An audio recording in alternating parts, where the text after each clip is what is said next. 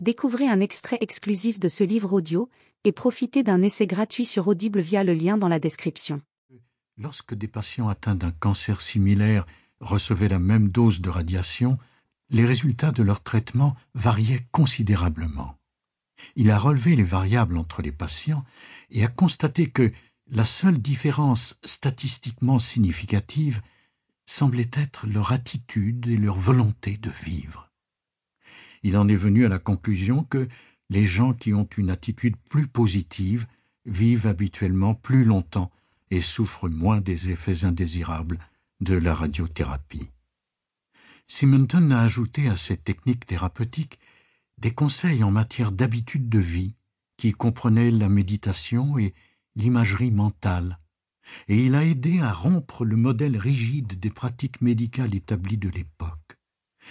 J'avais hâte d'assister au séminaire de Simonton et d'apprendre des habiletés qui m'aideraient, moi et mes patients. J'ai été surpris de voir que j'étais le seul médecin dans la salle. À l'exception de 2 psychologues, toutes les autres personnes étaient des patients atteints du cancer. J'étais donc plutôt sceptique quand Carl Simonton a fait jouer une musique douce et a demandé aux personnes dans la salle de fermer les yeux. J'étais assis à côté d'un de mes patients, dans la première rangée, et quand Carl m'a regardé, je n'ai pas voulu qu'il croie que je refusais de participer, alors j'ai fermé les yeux. Quand Carl a dit « Vous allez voir votre guide intérieur s'approcher de vous », j'ai pensé « C'est complètement insensé, je ne suis pas venu ici pour ce genre de choses. » En tant qu'artiste peintre, je suis une personne visuelle. Malgré mon scepticisme, j'ai fermé les yeux et j'ai écouté la voix de Carl et j'ai vite commencé à avancer dans l'imagerie guidée en visualisant les choses avec clarté et beaucoup de détails. J'ai vécu une expérience incroyable. Soudain, la question n'était plus « qu'est-ce que je crois ?»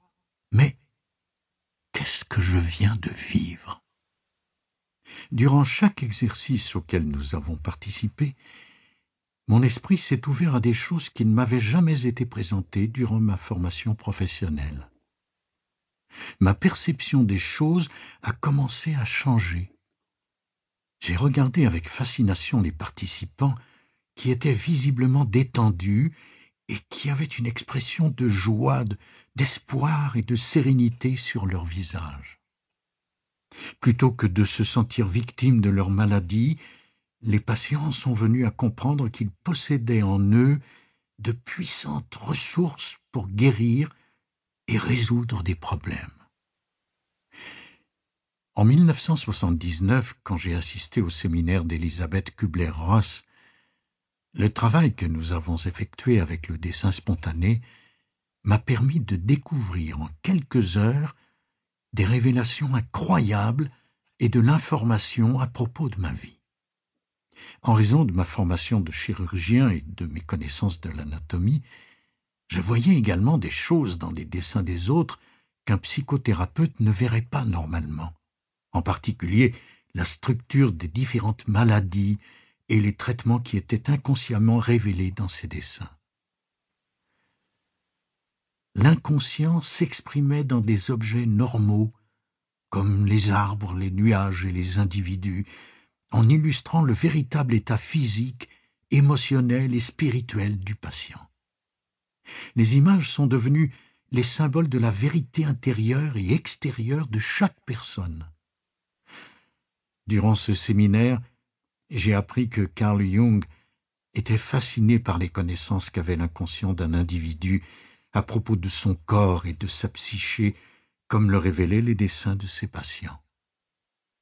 Je suis alors devenu un croyant et la boîte de crayons de cire est devenue l'un de mes outils thérapeutiques.